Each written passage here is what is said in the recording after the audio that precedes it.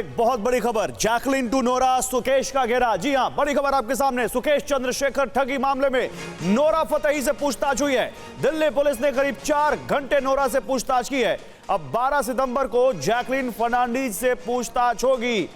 तो Nora Fatehi और Jacqueline Fernandez, Bollywood के 2 बड़े नाम। ईडी के रडार पर सुकेश चंद्रशेखर के मामले में आरोपी चंद्रशेखर ने दोनों अभिनेत्रियों को करोड़ों के गिफ्ट दिए हैं और इसको लेकर अब ईडी इनसे पूछताछ कर रही है। इससे पहले भी नोरा फतेही और जैकलिन फर्नांडीज से पूछताछ हुई है और अब एक बार फिर नोरा फतेही से 4 घंटे एनफोर्समेंट डायरेक्टरेट ने पूछताछ की है। अगला नंबर जैकलिन फर्नांडीज का है। 12 सितंबर को उनसे पूछताछ होगी।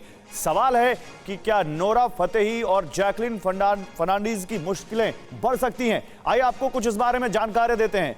200 करोड़ रुपए की वसूली मामले में नोरा फतेही से पूछताछ की है ईडी ने। दिल्ली पुलिस की ईओडब्ल्यू ने, ईडी ने नहीं, इकोनॉमिक ऑफेंस विंग ने 4 घंटे तक पूछताछ की है। ठग सुकेश चंद्रशेखर के बारे में पुलिस ने इनसे सवाल पूछे हैं। नोरा फतेही से करीब 50 से ज्यादा सवाल पूछे गए। सुकेश चंद्रशेखर जो कि एक महाठग है, जेल में बंद है, उसने नोरा फतेही को, जैकलिन फर्नांडीज को महंगे गिफ्ट दिए और अब इनसे इस बारे में पूछताछ हो रही है। नोरा फतेही से करीब 50 से ज्यादा सवाल पूछे गए, ये सूत्र बता रहे हैं।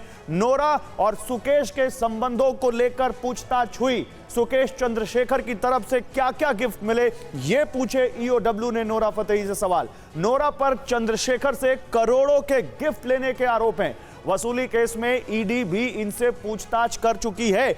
इसीलिए सवाल यह है कि क्या नोरा फतेही और जैकलिन फर्नांडीज की मुश्किलें इस मामले में बढ़ेंगी। हमारे साथ जितेंद्र शर्मा इस वक्त जुड़ रहे हैं ज्यादा जानकारी के साथ। जितेंद्र के पास चलते हैं। जितेंद्र, इस पूछताछ में किस बात पर फोकस रहा, जरा बताइए हमारे दर्शकों को, क्योंकि ईडी तो इनसे पहले पूछताछ कर चुकी है, अब इकोनॉमिक ऑफेंस विंग भी आया है इस मामले में। क्या क्या फोकस किस बात पर है इकोनॉमिक ऑफेंस विंग का? जी बिल्कुल, देखिए सबसे पहला जो मुकदमा था सुकेश चंद्रशेखर मामले के अंदर, वो ईओडब्ल्यू यानी कि दिल्ली पुलिस जो इकोनॉमिक ऑफेंस विंग है उसने ही दर्ज किया था और इसी के एफआईआर को बाद में ईडी ने टेक ओवर किया था। ईडी ने पीएमएलए का मुकदमा दर्ज कर इसमें नोरा फतेही से और इसके अलावा जैकलिन फर्नांडीज से पूछताछ की थी। नोरा को तकरीबन 3 से ज्यादा बार बुलाया गया और लगातार उनसे सवाल जवाब किए गए। जो भी गिफ्ट उन्होंने सुकेश चंद्रशेखर से लिए थे, उन गिफ्ट के बारे में उनसे पूछताछ की गई कि आखिरकार उन्होंने गिफ्ट क्यों लिए और क्या उन्हें ये जानकारी थी कि जो 200 करोड़। अच्छा जितेंद्र, 1 मिनट रुकिए, दिल्ली पुलिस क्या कह रही है वो सुन लेते हैं इस मामले में। हाँ, कल उनको बुलाया था हमने और बेसिकली ये जो क्राइम सिंडिकेट जो बस्ट हुआ था, सुकेश चंद्रशेखर जो जेल से चला रहा था, उससे जुड़े हुए जितने भी कैरेक्टर हैं उनको बुला के और केस को पुख्ता करने के लिए ये पूछताछ हुई है।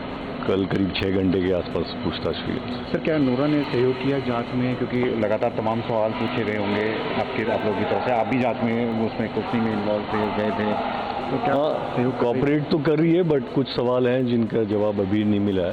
तो हो सकता है और आगे भी पूछताछ करने की आवश्यकता हो, क्योंकि हम ये चाह रहे हैं कि जो जितने भी तार जुड़े हुए थे और जो भी जिनका एक तो मेन कॉन्स्पिरेसी में जो लोग इन्वॉल्व हैं और एक जो है जिन्होंने गिफ्ट्स लिए, अब वो अनभिज्ञ थे इस बात से या एक्चुअल में उसमें कॉन्स्पिरेसी में शामिल थे, उस चीज़ की सारी की इसमें अन्वेषण चल रहा है। सर, नोरा ने क्या बताया कि गिफ्ट जो उसने लिए, क्या उसे पता था कि क्रिमिनल बैकग्राउंड की है या क्या अभी तक की उसने जो पूछताछ में क्या बताया सर? देखो, अभी तो वो यही बोल रही है कि मुझे नहीं पता था, जो मुझे चेन्नई में फंक्शन में बुलाया गया था कि इसके तार इस क्राइम सिंडिकेट से जुड़े हुए हैं।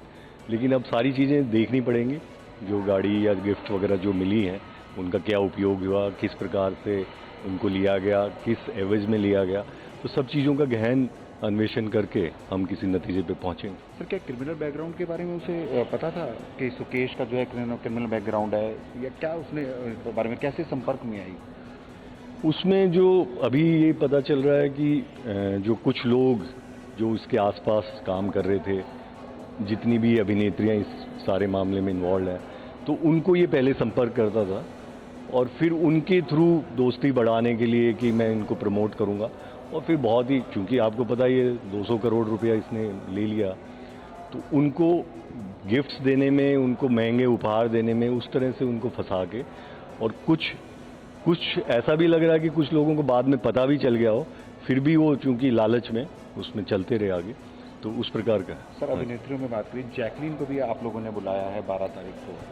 पहले भी बुलाया था लेकिन वो नहीं आए थे, 12 तारीख को बुलाया है। तो उससे उसका रोल किस तरह से आएगा, क्योंकि ईडी ने उसे एज एक्यूज अपनी चार्जशीट में शेयर किया था। तो आप लोगों की तरफ से किस तरह की रहेगी? ये तो पूछताछ इंट्रोगेशन के बाद ही क्लियर होगा कि उसके सारे पहलुओं पे हम इंट्रोगेशन कर लेंगे। उसके बाद देखेंगे उसका केस में क्या रोल आ रहा है। जो होगा विधि सम्मत, जो भी कानून में सही उचित होगा वही करेंगे। अभी तक जैकलीन का क्या रोल है ईओडब्ल्यू, क्योंकि जब ईओडब्ल्यू ने इस पूरे मामले की शुरुआत की थी तब ये सारे नाम सामने थे, उसके बाद ईडी ने टेक ओवर किया था। तो जैकलीन का क्या मेन?